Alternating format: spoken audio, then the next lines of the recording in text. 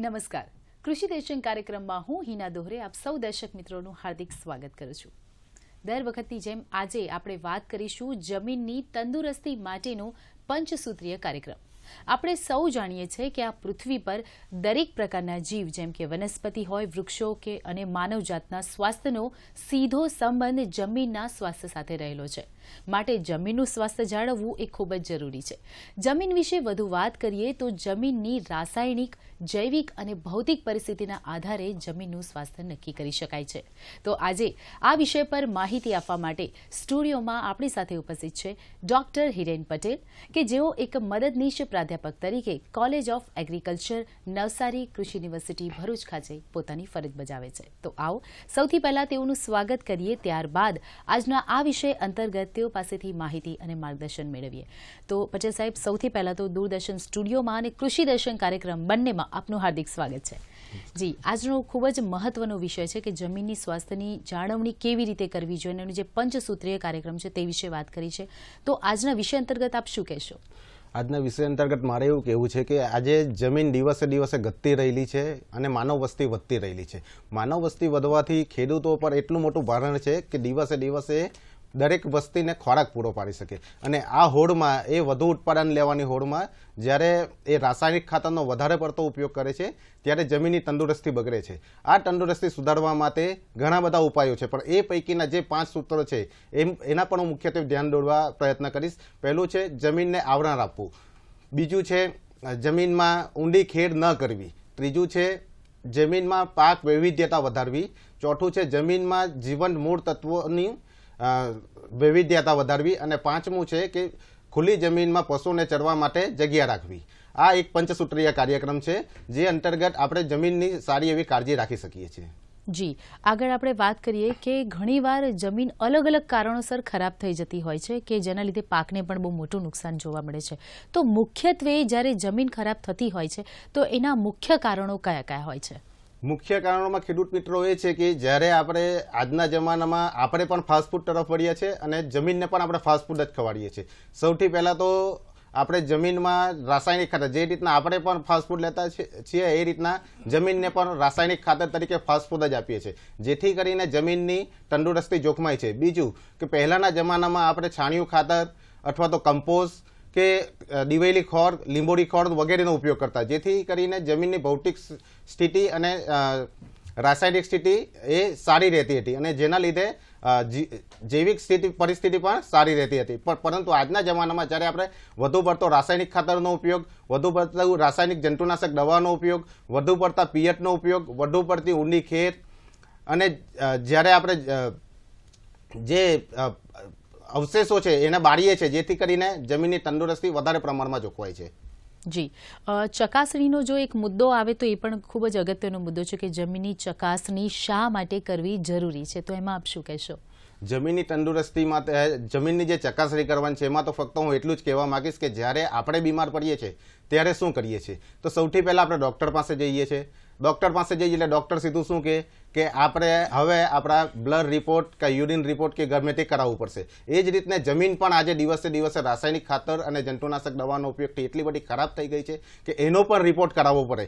એનો રિપોર્ટ કરાવીશું ત્યારે જ આપણને ખબર પડશે કે આપણી જમીનમાં શાની કમી છે અને કેવા પાકો કઈ પરિસ્થિતિમાં લઈ શકાય. જો આપણી જમીન પિયત હોય તો એ પ્રમાણેના પાકો લેવા, જો આપણી જમીનમાં કોઈ પણ પોષક તત્વોનું પ્રમાણ ઓછું હોય તો એ પ્રમાણે જ ખાતર આપવું જોઈએ, નહીં કે આડેધડ અથવા તો બેફામ ખાતરનો ઉપયોગ કરવો જોઈએ. બરાબર. આગળ વાત કરીએ કે ઘણા બધા ખેડૂત મિત્રો છે કે જેમને ખ્યાલ છે કે નમૂનો લેવો ખૂબ જ જરૂરી છે, પણ કઈ રીતે લેવો અને કોની પાસેથી પૂરતી માહિતી લેવી એ પણ ખ્યાલ ઘણીવાર નથી હોતો. તો આપ શું કહેશો કે જમીનની ચકાસણી માટે જો કોઈ માટીનો નમૂનો લેવો હોય તો એ કેવી રીતે લઈ શકાય? સૌથી પહેલાં તો માટીનું પરીક્ષણ કોઈ પણ એવી લેબોરેટરીમાં નહીં કરાવવું જે ઓથેન્ટિક નહીં હોય અને એવી જ લેબોરેટરીમાં કરાવવું જે રાજ્ય સરકાર અથવા તો કેન્દ્ર સરકાર દ્વારા માન્યતા પ્રાપ્ત થયેલ હોય. બીજું કે જ્યારે તમે નમૂનો લો છો ત્યારે એક જ જગ્યાએથી નહીં લવો, પણ ખેતરમાંથી 10-15 જગ્યાએથી અને એ પણ સીધા પારા છોડીને ઝિગઝેગ આકારમાં, એટલે કે થોડા ક્રોસમાં લેવો, જેથી કરીને જમીનનો સંપૂર્ણ આખા ખેતરનો સંપૂર્ણ અહેવાલ તમને મળી રહે. એ જમીનના નમૂના જે 500-500 ગ્રામ તમે એક જગ્યાથી લો છો એને ભેગા કરીને એના 4 હિસ્સા કરો. એ 4 હિસ્સામાંથી આજુબાજુના 2 ભાગો છે એને લઈ લો. પછી પાછા એ 2 ભાગ ભેગા કરો, પછી પાછા એ 4 ભાગ, એમાંથી 4 ભાગ કરો, અને આ રીતના જ્યાં સુધી 500 થી 700 ગ્રામ જેટલો નમૂનો રહે ત્યાં સુધી એ નમૂનો લેવો જોઈએ. અને નમૂનો લેતી વખતે એ બાબત પર ખાસ ધ્યાન રાખવી જોઈએ કે જે જગ્યા પર ઝાડનો છાંયો હોય કે એવી જગ્યાથી નમૂનો નહીં લેવો જોઈએ. બીજું કે જ્યાં છાણિયું ખાતર વધારે પ્રમાણમાં પડેલો હોય, જ્યાં તમે ઉકરદો કર્યો હોય ત્યાંથી પણ જમીનનો નમૂનો નહીં લેવો જોઈએ. પણ જ્યાં તમારું ખેતરને સંપૂર્ણ પ્રેઝન્ટ કરતું હોય એ રીતની જગ્યાએથી તમારે નમૂનો લેવો જોઈએ. અને એ પણ જમીનની યોગ્ય ઊંડાઈથી લેવું જોઈએ. જેમ કે 30 સેન્ટીમીટરની ઊંડાઈ જેટલી ઊંડાઈથી તમારે નમૂનો લેવો જોઈએ. બરાબર. પંચસૂત્રીય કાર્યક્રમમાં આપણે જો જમીનના આવરણની વાત કરીએ તો જો જમીનનું આવરણ કોઈ ખેડૂત મિત્ર લે છે તો એને કયા કયા લાભો થતા હોય છે? જનરલી જમીનનું આવરણ એ ખૂબ અગત્યનો પાયો છે, કારણ કે જમીનનું આવરણ દિવસે દિવસે શું થાય છે કે આપણે રાસાયણિક ખાતરનો ઉપયોગ કરીએ છીએ અને જે પણ પાકના અવશેષો છે એ આપણે બાળી દઈએ છીએ. જમીનના જે અવશેષો જે છે એ બાળવાથી શું થાય કે જમીનમાં રહેલા જે સૂક્ષ્મ જીવાણુઓ છે, અળસિયા છે વગેરે નાશ થાય છે. કારણ કે જમીનનું તાપમાન એ વખતે 60 ડિગ્રી કરતાં વધારે થઈ જાય છે. જમીનની અંદરનું તાપમાન તો 60 ડિગ્રી કરતાં વધારે સેન્ટીગ્રેડથી વધારે જમીનનું તાપમાન જ્યારે થાય છે ત્યારે અંદર રહેલા જે પણ માઇક્રો ઓર્ગેનિઝમ, જે જીવાણુઓ છે, સૂક્ષ્મ જીવાણુઓ, એ પાક માટે ઘણા ઉપયોગી છે. કારણ કે ઘણા બધા પોષક તત્વોની લભ્યતા વધારે છે, જમીનમાં એને ફિક્સ પણ કરે છે. તો એવા પોષક તત્વોની લભ્યતા વધારવી અથવા તો એને અવેલેબિલિટી વધારવી એ પણ એનો મુખ્ય આશય છે. બીજું કે અળસિયા જે છે એ ખેડૂતનો મિત્ર છે, આપણે સૌ જાણીએ છીએ. તો અળસિયાનું સૌથી વધારે જો ફાયદો એ હોય તો જમીનને ભરભરી રાખે છે. અને બીજું કે જ્યારે જમીનને આવરણ આપીએ છીએ તો એનાથી જે પણ ઉપર ભેજ હવામાં જે ઉડી જાય છે એ ઉડતો નથી અને જે જમીનનો ધોવાણ થાય છે એ પણ અટકાવે છે. જી પટેલ સાહેબ, આપણી આ ચર્ચા અહીં ચાલુ જ રહેશે. ખેડૂત મિત્રો, આપ ક્યાંય જતા નહીં, આપ નિહાળી રહ્યા છો કૃષિ દર્શન કાર્યક્રમ. સમય થયો છે એક વિરામ લેવાનો. લઈએ એક નાનકડો વિરામ.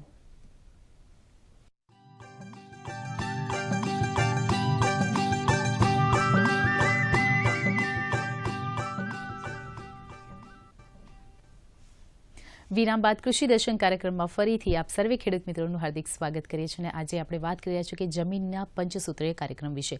તો સર, આપણે આગળ વાત કરીએ પટેલ સાહેબ, તો એમાં જે જમીનની ખેડ હોય છે એ કેવી રીતે કરવી જોઈએ?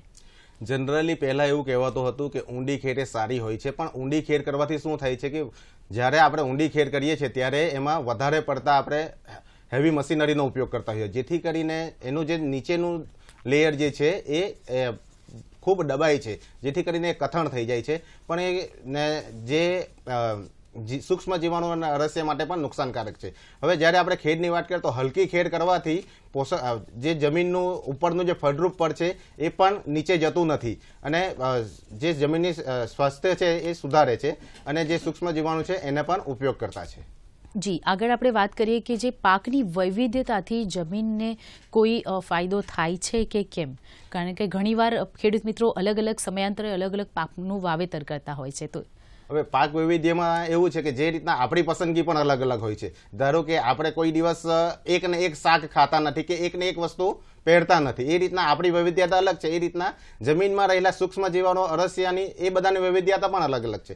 જેથી કરીને જો આપણે પાકની વૈવિધ્યતા લાવીશું, અલગ અલગ પાકો વાવીશું તો એ સૂક્ષ્મ જીવાણુ અને અળસિયા માટે ખૂબ ફાયદાકારક છે. એ જે અલગ અલગ પાકો છે એ વર્ષ દરમિયાન એને બદલતા રહેવા જોઈએ, જેથી કરીને સૂક્ષ્મ જીવાણુઓને એ સીધો ફાયદો થાય અને જે કાર્બનિક પદાર્થ એનાથી ઉમેરાય છે જે સૂક્ષ્મ જીવાણુનો મુખ્ય ખોરાક હોય છે, જેથી કરીને જમીનની ભૌતિક, રાસાયણિક અને જૈવિક પરિસ્થિતિ સુધારે છે. જી, અને સર આગળ આપણે વાત કરીએ કે પંચસૂત્રીય કાર્યક્રમમાં ખાસ કરીને જે જમીનના મૂળ તંતુઓને ઉપલબ્ધતા વધારવાની જ્યારે વાત કરતા હોઈએ તો એ ઉપલબ્ધતા જો વધારીએ તો જમીનને કોઈ ફાયદો થાય છે અને કયા પ્રકારનો ફાયદો થાય છે, તો આપ એ વિશે જરા વાત કરશો. હા ખેડૂત મિત્રો, જ્યારે આપણે જમીનમાં જીવંત મૂળ તંતુઓની જે ઉપલબ્ધતા વધારવાની વાત કરીએ છીએ તો એમાં એવું છે કે જે વર્ષ દરમિયાન સૌથી વધારે મૂળ તંતુઓ જેવા ખેતરમાં રહે એ સારામાં સારું હોય, કારણ કે મૂળ તંતુઓમાં ઘણીવાર જે સૂક્ષ્મ જીવાણુઓ છે એ રહેતા હોય છે અને એના માટે તમારે સીધા પારા ઉપર તો છેલ્લામાં છેલ્લું એવા પાકો વાવવા જ જોઈએ અથવા તો એવા ઝાડ વાવવા જ જોઈએ કે જેથી કરીને જમીનમાં સૂક્ષ્મ જીવાણુઓની હલચલ વધારે. બીજું કે એમાં જે સુણળ જેવા પાકો છે એ જમીનને જે મૂળ તંતુઓ છે એની ઉપલબ્ધતા સૌથી જ વધારે છે. બીજું કે કઠોળ વર્ગના જે પાકો છે એ પણ જમીનમાં વૈવિધ્યતા લાવે છે. બીજું કે જે કઠોળ વર્ગના પાકો છે એની જે ગાંઠો છે એની અંદર રાઇઝોબિયમ નામના બેક્ટેરિયા હોય છે.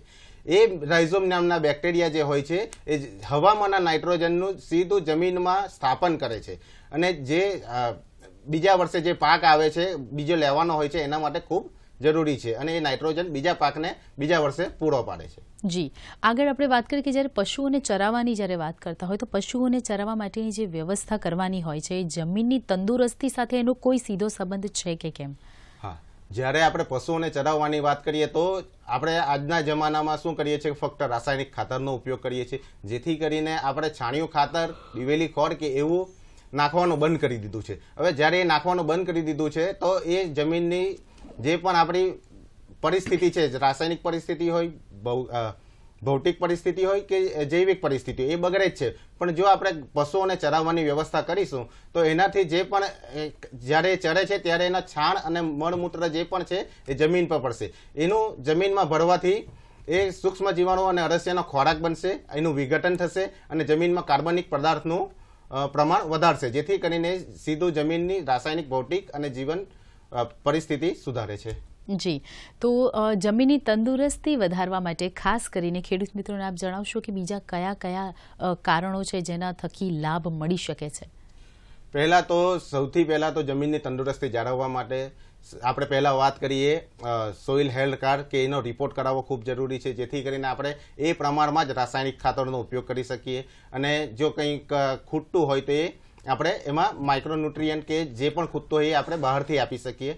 બીજું, પિયતનો વધારે પ્રમાણમાં ઉપયોગ કરવો નહીં, કારણ કે અતિરેક એ હંમેશા નુકસાનકારક હોય છે. જો આપણે પિયતનો વધારે પડતો ઉપયોગ કરીશું તો એ જમીનની ભૌતિક પરિસ્થિતિ ખરાબ કરે છે. જેમ કે ઘણીવાર કથણ થઈ જાય છે, વધારે પડતું પિયત એક સાથે આપીએ તો ઘણીવાર જમીનનું ધોવાણ પણ થાય છે.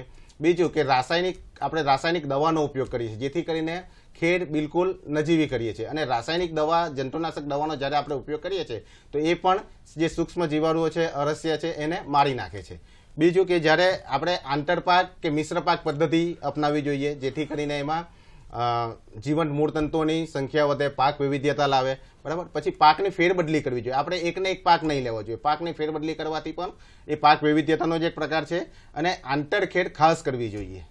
જી, આગળ આપણે વાત કરીએ લીલા પડવાશ વિશેની. તો લીલા પડવાશ લેવા માટે જે પાકોની લાક્ષણિકતાઓ છે એ કઈ કઈ લાક્ષણિકતાઓ? પહેલા તો લીલો પડવાશનો પાક જે છે એ ઓછા સમયમાં વધુ ઉત્પાદન આપતો હોવો જોઈએ, જેથી કરીને આપણે વધારેમાં વધારે કાર્બનિક પદાર્થ આપણે જમીનમાં ઉમેરી શકીએ. બીજું કે એ કઠોળ વર્ગનો પાક હોવો જોઈએ, કારણ કે કઠોળ વર્ગના પાકોમાં ની ગાંઠો જે છે, મૂળમાં જે રહેલી ગાંઠો, એમાં રાઇઝોબિયમ નામના બેક્ટેરિયા હોય છે અને એ રાઇઝોબિયમ નામના બેક્ટેરિયા જે છે એ હવામાંના નાઇટ્રોજનનો આપણે આગળ વાત કરીએ એમ જમીનમાં સ્થાપન કરે છે અને એ હવામાંનું નાઇટ્રોજન જે છે એ જે બીજા વર્ષે પાકને કામ આવે છે.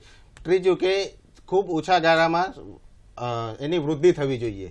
ત્રીજું કે ઓછા ગાળામાં વૃદ્ધિ થાય તો શું થાય કે જે પણ નિંદામણ છે એને પણ એ દબાવી નાખે છે. તો આ એની લાક્ષણિકતા છે ખાસ કરીને. જી, આગળ વાત કરીએ કે લીલો જે પડવાશની હમણાં જ આપણે વાત કરી, તો લીલા પડવાશ રાખવાથી ફાયદો શું શું થાય છે? લીલો પડવાશ રાખવાથી મુખ્યત્વે ફાયદો તો એ છે કે એમાં આપણે સૌથી પહેલો ફાયદો એ છે કે કાર્બનિક પદાર્થ આપણે જમીનમાં ઉમેરીએ છીએ. જ્યારે કાર્બનિક પદાર્થ જ્યારે આપણે જમીનમાં ઉમેરીએ છીએ તો સૌથી પહેલા એ જીવાણુ, જે સૂક્ષ્મ જીવાણુ છે એ અરસિયાનો ખોરાક બને છે. બીજું કે એના વિઘટનથી જે પણ એસિડ ઉત્પન્ન થાય છે તે જે ક્ષારીય જમીન છે આપણી અને જે ભાસ્મિક જમીન છે એને સુધારવામાં મદદરૂપ કરે છે. ત્રીજું કે જ્યારે આપણે લીલો પડવાશ કરીએ છીએ તો એ ઘણી વખત શું હોય છે કે કઠોળ વર્ગનો પાક છે તો રાઇઝોબિયમ નામના બેક્ટેરિયા એમાં હોય છે, આપણે આગળ વાત કરીએ તો એ નાઇટ્રોજન ફિક્સ કરે છે. આવા ઘણા એવા ફાયદા લીલા પડવાશના રહેલા છે. જી, બીજો એક ખાસ ક્વેશ્ચન છે ખેડૂત મિત્રો તરફથી કે જ્યારે પણ પાકની ફેરબદલી કરવામાં આવતી હોય છે, એટલે કે જનરલી ઘણા બધા જમીનમાં પાકની ફેરબદલી થતી હોય છે, તો જો પાકની ફેરબદલી કરવામાં આવે તો જમીનને ફાયદો થાય છે? પાકની ફેરબદલી કરવાથી ચોક્કસ પ્રકારના ફાયદા થાય છે ખેડૂત મિત્રો, કારણ કે જ્યારે પણ આપણે પાકની ફેરબદલી કરીએ છીએ ત્યારે એવા પાકો લઈએ છીએ કે જે ઓછા સમયમાં સારું એવું ઉત્પાદન આપે. અને બીજું કે જ્યારે પાકની ફેરબદલી કરીએ છીએ તો જે રીતના પાક વૈવિધ્યતાની આપણે આગળ વાત કરી એ પણ થાય છે. બીજું કે જ્યારે આપણે અંદર પાક વૈવિધ્યતા લાવીએ છીએ અને વર્ષ દરમિયાન એમાં અલગ અલગ જીવંત મૂળ તંતુઓ પણ હોય છે, બરાબર, તો જેથી કરીને એ પણ ખાસ એવો ફાયદો છે વગેરે. જી પટેલ સાહેબ, આપણે ચર્ચા અહીં ચાલુ જ રહેશે. ખેડૂત મિત્રો, આપ ક્યાંય જતા નહીં, આપ નિહાળી રહ્યા છો કૃષિ દર્શન કાર્યક્રમ. સમય થયો છે એક વિરામ લેવાનો. લઈએ એક નાનકડો વિરામ.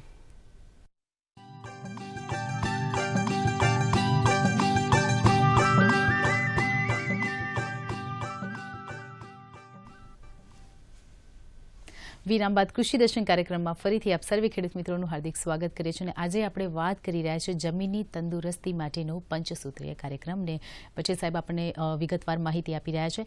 જી પટેલ સાહેબ, આપણે આગળ વાત કરીએ કે ખાસ કરીને જ્યારે પાક ઊભો હોય અને એ દરમિયાન જ્યારે કોઈ ખેડ કરવી હોય તો કેવી રીતે કરવી જોઈએ?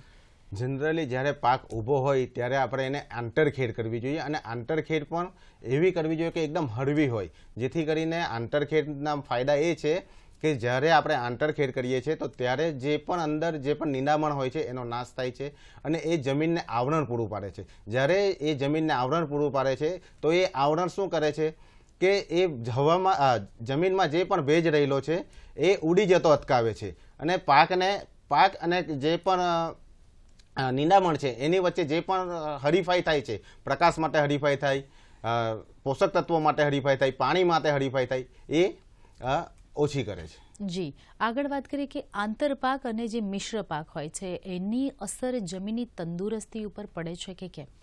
આંતરપાક અને જે મિશ્ર પાકની આપણે વાત કરી એ ખરેખર ખૂબ ફાયદાકારક છે, કારણ કે આંતરપાક જે છે એ આપણે એવો લઈએ છીએ કે જે સૌથી ઓછા સમય એટલે કે એકબીજા સાથે મેઇન જે પાક છે આપણો એની સાથે કોમ્પિટિશન નહીં કરે, બરાબર. જો કોમ્પિટિશન કરશે તો એ આંતરપાક આપણે નહીં લેવો જોઈએ. પણ જ્યારે આપણે આંતરપાક કે મિશ્ર પાક એવો લઈએ કે જે એકબીજા સાથે કોમ્પિટિશન નહીં કરે અને ઓછા ગાળામાં ઓછા સમયમાં એ તૈયાર થઈ જાય, જ્યારે ફૂલ અવસ્થા મેઇન પાકની ફૂલ અવસ્થા જ્યારે આવે એ પહેલાં જો એ પાક તૈયાર થઈ જાય તો એ સારામાં સારું હોય છે. આંતરપાક અને મિશ્ર પાક લેવાથી આપણે એવા પાકોની પસંદગી કરીએ છીએ કે જો મેઇન પાક જે છે એ જો ધાન્ય વર્ગનો હોય તો એમાં આપણે કઠોળ વર્ગના આંતરપાક લેવા જોઈએ. હવે કઠોળ વર્ગના આંતરપાક જ્યારે લઈએ છીએ ત્યારે એમાં આપણે આગળ વાત કરી કે જે રાઇઝોબિયમ નામના બેક્ટેરિયા એની ગાંઠોમાં હોય છે તો એ હવામાંના નાઇટ્રોજનને જમીનમાં સ્થાપિત કરે છે. હવે બીજું કે જ્યારે આપણે આંતરપાક કે મિશ્ર પાક લઈએ છીએ તો આગળ આપણે જે વાત કરી કે જમીનમાં જે જીવંત મૂળ તંતુઓની સંખ્યામાં વધારો કરવો. જ્યારે આપણે પાક લઈએ છીએ આંતરપાક તો શું થાય છે કે આપણી જમીન સંપૂર્ણ ઢંકાયેલી રહે છે, તો નિંદામણનો પણ નાશ થાય છે. બીજું કે એનાથી જીવંત મૂળ તંતુઓની સંખ્યા વધે છે અને પાક વૈવિધ્યતા પણ આવે છે, બરાબર. જી, તો આંતરપાક કે મિશ્ર પાક લેવાની જો જમીનની પસંદગી ઉપર લાક્ષણિકતાઓની વાત કરીએ તો એ કઈ રીતે આપ એને ડિસ્ક્રાઇબ કરશો? એ બાબતે મારું એવું કહેવું છે કે જ્યારે આપણે કોઈ લાંબા ગાળાનો પાક હોય અને જે આપણે પહોળા અંતરે વાવતા હોય તો એમાં આપણે ટૂંકા ગાળાનો અને ઓછા સમયમાં તૈયાર થઈ જાય એવો પાક આપણે પસંદ કરવો જોઈએ. બીજું કે એકબીજા સાથે હરીફાઈ નહીં કરતો હોવો જોઈએ, કારણ કે શું થાય છે ઘણીવાર ખેડૂત એવું કરે છે કે એકબીજા સાથે હરીફાઈ કરતા હોય એવા પાકો લઈ લે છે, તો જ્યારે બંનેની પોષક તત્વોની જરૂરિયાત એક સરખી હોય એવો નહીં લેવો જોઈએ. ધારો કે આપણે ધાન્ય પાક છે તો એમાં આપણે કઠોળ વર્ગનો પાક લેવો જોઈએ, કારણ કે ધાન્ય પાકને સૌથી વધારે જરૂરિયાત નાઇટ્રોજનની છે, પણ કઠોળ વર્ગનો જે પાક છે એ શું કરે છે, હવામાંના નાઇટ્રોજનને જમીનમાં સ્થાપન કરે છે. એટલા માટે જ્યારે આપણે કઠોળ વર્ગનો પાક આંતરપાક કે મિશ્ર પાક તરીકે લઈએ છીએ તો એ જમીનમાં નાઇટ્રોજન સ્થાપન કરે છે અને તે ધાન્ય પાકને ખૂબ ઉપયોગી છે. જી, આગળ વાત કરીએ કે જમીનમાં જો સૂક્ષ્મ જીવાણુઓની માત્રા વધારવી હોય તો શું કરવું જોઈએ? હવે સૌથી પહેલાં તો જ્યારે આપણે સૂક્ષ્મ જીવાણુઓની કે અરસિયાની માત્રા વધારવી હોય તો ત્યારે આપણે એને સારું એવું એને આપણે સ્ટ્રક્ચર આપવું જોઈએ જમીનનું. જ્યારે કે આપણે પણ રહેવા માટે શું છે કે સારું એવું રહેવાનું હોય તો જ આપણો વિકાસ સારો એવો થાય છે. જ્યારે જેવી સુવિધા આપણને સારી મળે એવો જ આપણે પણ સુવિધા જમીનમાં જે સૂક્ષ્મ જીવાણુ અને અરસિયા રહેલા છે એને આપણે આપવી પડે. તો એના માટે આપણે લીલો પરવાસ કરવો જોઈએ, છાણિયું ખાતર આપવું જોઈએ, કમ્પોસ્ટ આપવું જોઈએ. બીજું કે જે આપણા જે સૂક્ષ્મ જીવાણુના જે કલ્ચર આવે છે એનો ઉપયોગ કરી શકાય, જેથી કરીને એ પણ જમીનમાં સૂક્ષ્મ જીવાણુઓનું પ્રમાણ વધારે છે. બીજું કે આપણે જે પણ દિવેલી ખોળ છે એ આપણે આપતા બંધ થઈ ગયા છે, લીંબોળી ખોળ છે એ આપણે આપતા બંધ થયા છે, તો એનો ઉપયોગ કરવો જોઈએ.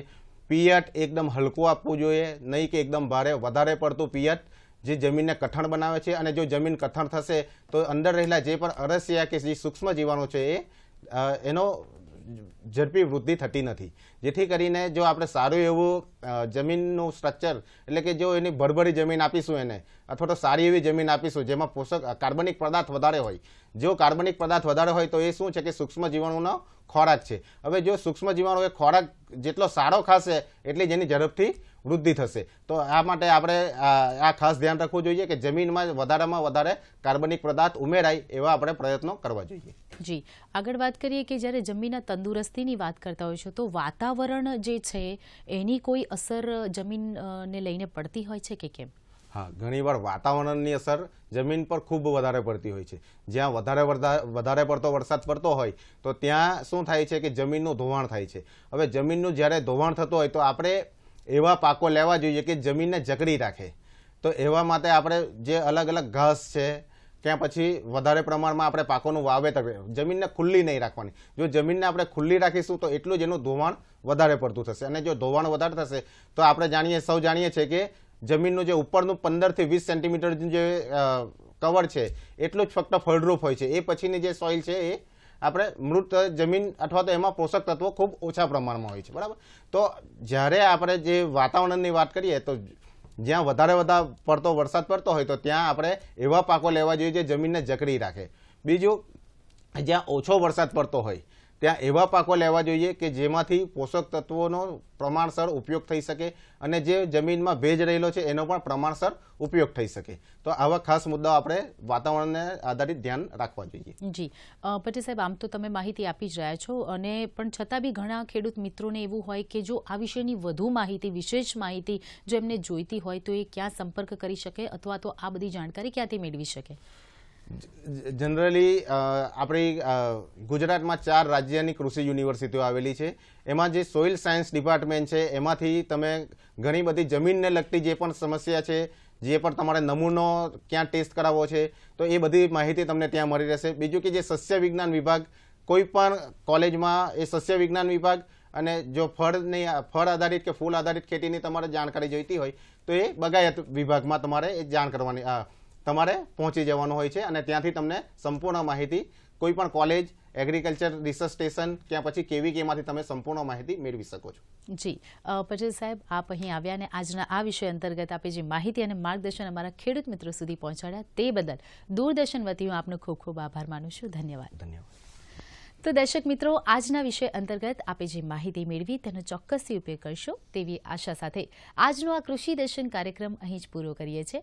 તો ફરીથી મળીશું નવા વિષય, નવી માહિતી અને નવા નિષ્ણાંત સાથે. ત્યાં સુધી હિના દોહરેને રજા આપશો. નમસ્કાર.